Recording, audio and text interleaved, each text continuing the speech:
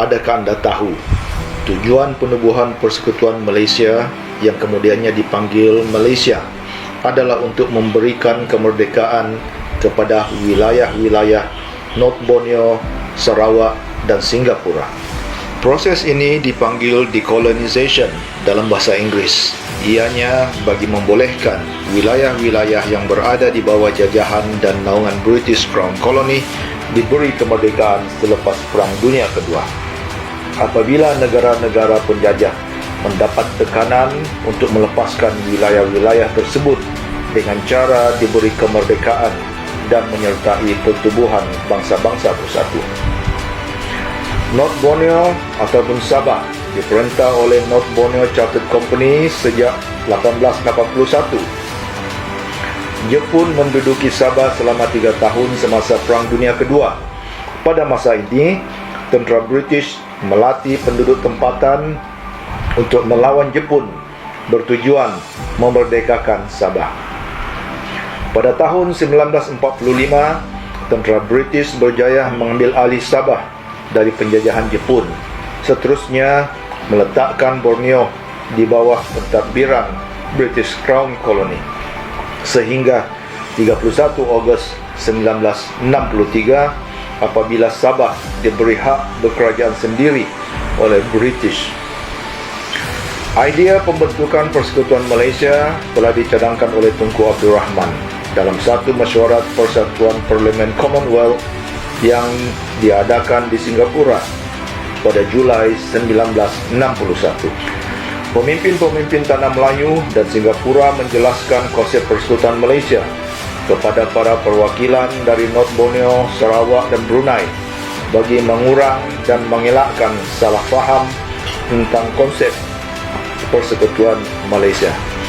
Ekoran daripada langkah ini, persefahaman dan permuafakatan telah membawa kepada penubuhan Jawatan Kuasa Perundingan Perpaduan Kaum yang diwakili dan dianggotai oleh wakil daripada wilayah-wilayah yang terlibat, dan ianya dipengerusikan oleh Donald Stephen, manakala ahli jawatan kuasa terdiri dari Tunku Abdul Rahman, Lee Kuan Yew, Datuk Mustafa, Datuk Harun, Temenggung juga, dan Datuk Setia Pangeran Ali. Suruhanjaya Penyiasat atau Suruhanjaya Kobol ditubuhkan hasil perundingan antara Persekutuan Tanah Melayu dengan Kerajaan British pada 1961. Tujuan utama Suruhanjaya Kobol ditubuhkan adalah untuk mengumpul serta mengenal pasti pendapat rakyat North Borneo dan Sarawak mengenai cadangan pembentukan Persekutuan Malaysia. Dapatan Suruhanjaya ini menyatakan 1/3 daripada rakyat North Borneo bersetuju. 1/3 bersetuju tetapi dengan syarat yang mesti dipatuhi. 1/3 lagi tidak bersetuju menyertai Persekutuan Malaysia.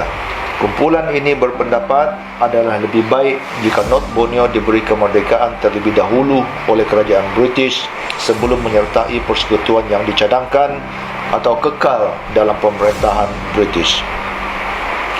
Setelah laporan Suruhanjaya berjaya memberikan laporan yang diperlukan, usaha ini diteruskan dengan merangka syarat-syarat persekutuan secara terperinci. Perkara-perkara baikatan ini dilaksanakan oleh sebuah jawatan kuasa yang lain, iaitu Jawatan Kuasa Antara Kerajaan atau IGC, yang diketuai oleh Lord Lansdowne sebagai pengerusi, Tun Abdul Razak timbalan pengerusi, serta wakil-wakil kerajaan British, North Borneo, Sarawak dan Singapura.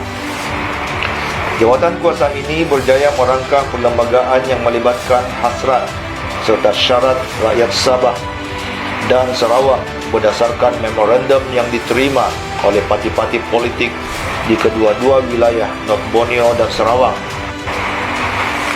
Sebagai persiapan pembentukan Persekutuan Malaysia, Sarawak telah diberikan taraf berkerajaan sendiri pada 22 Julai 1963, manakala North Borneo pada 31 Ogos 1963.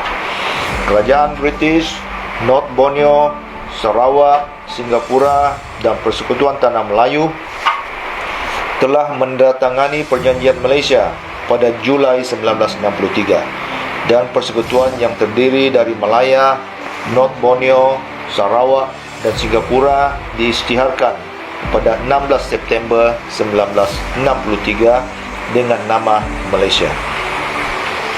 Perjanjian Malaysia sebagai perjanjian antarabangsa telah didaftarkan di Sekretariat Pertubuhan Bangsa-Bangsa Bersatu dengan nombor pendaftaran 10760 pada 20 hari bulan September 1970. Resolusi UN 1541 Pertubuhan Bangsa-Bangsa Bersatu menghendaki Malaysia yang dibagi amanah mengikut Akta Malaysia 1963 bab 35 untuk menghantar laporan 73E ke Pertubuhan Bangsa-Bangsa Bersatu sama ada Sabah, Sarawak telah bersedia untuk diberi kemerdekaan. Selepas 58 tahun, Pertubuhan Bangsa-Bangsa Bersatu masih lagi belum menerima laporan 73E, dan sejak dari tarikh tersebut, proses decolonization atau kemerdekaan Sabah dan Sarawak terhenti hingga ke hari ini.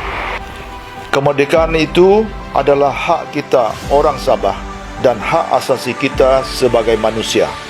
Persoalannya, bersedia sudahkah rakyat Sabah dan Sarawak untuk menuntut hak kemerdekaan itu?